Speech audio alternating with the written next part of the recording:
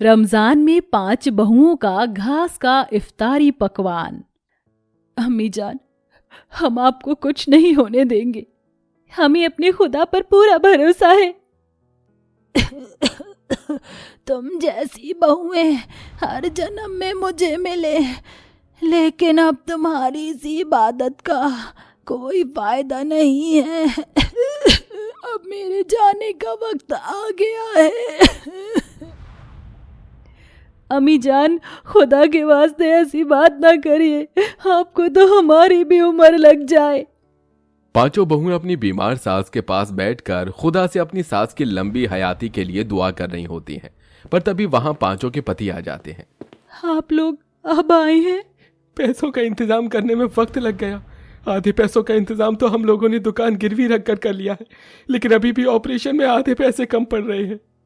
लगता है अब हमें इस घर को गिरवी रखना पड़ेगा। इस वक्त हमारे लिए अम्मी जान से ज्यादा कुछ जरूरी नहीं है। आप लोग इस घर को गिरवी रख दीजिए। फातिमा को लंबे समय से कैंसर था, जिसके ऑपरेशन के लिए पांचों बेटे अपनी दुकान और घर को गिरवी रख देते हैं और सारे पैसे अपने मां के कैंसर ऑपरेशन में लगा देते हैं। लेकिन फातिमा का ऑपरेशन सक्सेसफुल नहीं हो पाता, जिसके चलते फातिमा अस्पताल में ही अपना दम तोड़ देती है। पैसों का इंतजाम सही समय पर न करने की वजह से उन सभी के हाथों से उनकी दुकान और घर भी निकल जाता है और अब वो सभी एक छोटे से किराए के घर में रहते हैं। आप लोग आज फिर इतनी जल्दी आ गए? इसका मतलब आप लोगों को आज भी कहीं काम नहीं मिला? अरे काम तो मिल रहे हैं, लेकिन कोई ढंग का काम नहीं मिल रहा है। लगता है अब हम लोगों को मेहनत मजदूरी करके ही अपना घर चलाना होगा। खुदा पर भरोसा रखिए, जो वो करेंगे हमारे बेहतरी के लिए ही करेंगे। आप लोग बस हिम्मत मत हारिएगा।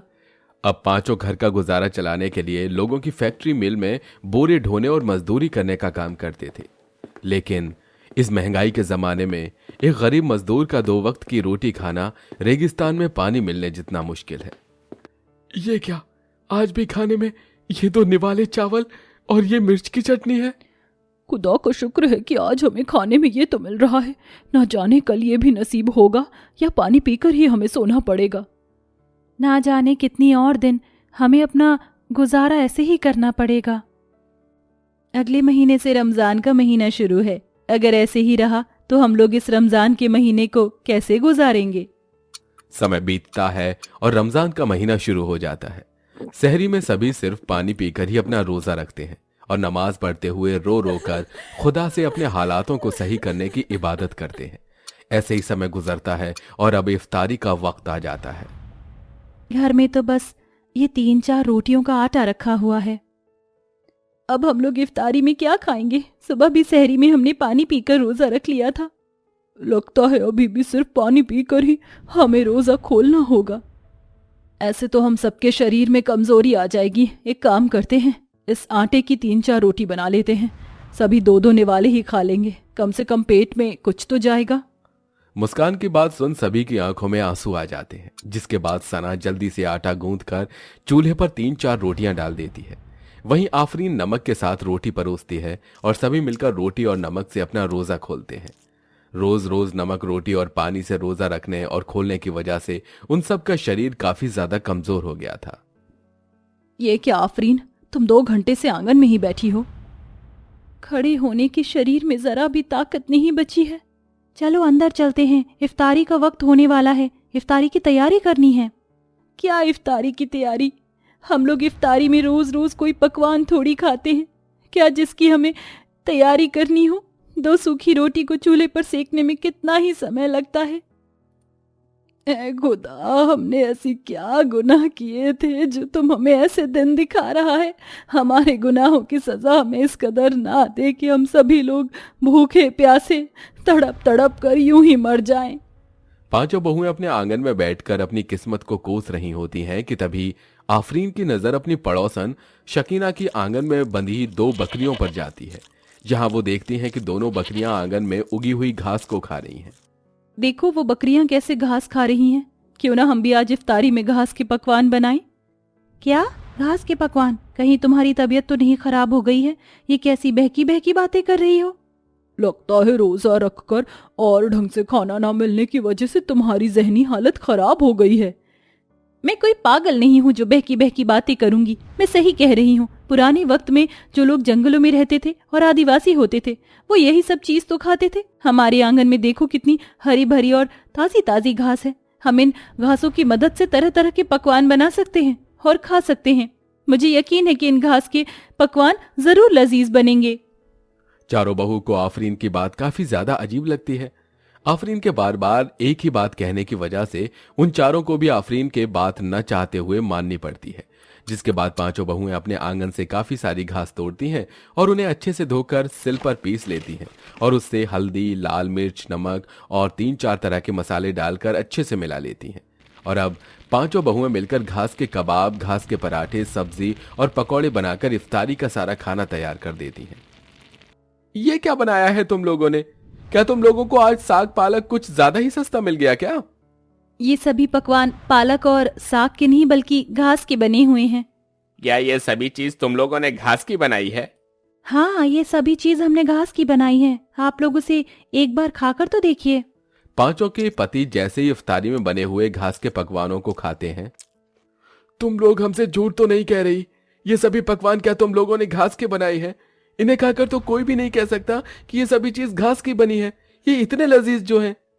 अरे इतने महीने बाद मैंने इतना लजीजदार और पेट भरकर कुछ खाया है। पांचों बहुओं को भी अपने बनाए हुए घास के पकवान काफी ज्यादा पसंद आते हैं। सभी लोग बैठकर घास के पकवान की इफ्तारी कर ही रहे होते हैं कि तभी वहां हाथों में इफ्तारी की थाली लिए शकीना आती है। मैंने सोचा आज मैं अपने हाथ की मखनी बिरयानी आप सबको खिलाऊंगी और आप लोग तो पहले से ही लजीज पकवान खा रहे हैं। आइए आप भी बिस्मिल्लाह कीजिए। शकीना जैसे ही घास के बने हुए पकवानों को खाती है। ये कबाब तो बहुत ज्यादा लजीज हैं। कैसे बनाए आप लोगों ने ये कबाब? ये कबाब हमने घास के बनाए हैं। क्या? घास के? जी। कोई भी नहीं कह सकता ये कबाब घास के बने हैं। आप लोगों के हाथ में इतना अच्छा हुनर है तो आप इसका इस्तेमाल क्यों नहीं करते? आजकल कई लोग चिकन, मांस, मछली खाना पसंद नहीं करते। अगर आप ऐसे ही घास के पकवान बनाकर बेचोगे तो लोग जरूर इसे खरीदेंगे। इतनी लजीज चीज कोई भी नहीं छोड़ेगा। सभी को शकीना का आइडिया काफी ज्यादा पसंद आता है। जिसके बाद पांचों बहुएं मिलकर अगले दिन काफी सारी घास इकट्ठा करती हैं और फिर से उन घासों को पीसकर उसमें मसाले मिलाकर तरह तरह के पकवान बनाती हैं और उन्हें बाजार में बेचती हैं। अरे ये तो मुझे हरा भरा कबाब लग रहा है, जरा एक चखा दो। ये लीजिए। ये कबाब तो खाने में बेहद लजीज है। मुझे नहीं पता था कि पालक के कबाब इतने ज्यादा टेस्टी हो सकते हैं। साहब ये पालक के नहीं बल्कि घास के कबाब हैं। क्या? घास के कबाब? जी साहब, घास के कबाब। लेकिन हमने ये घास की सभी चीज काफी साफ सुथरी और अच्छे तरीके से बनाई है। वो तो है, तभी तो मैं इतने चाव से ये घास का कबाब खा रहा हूँ।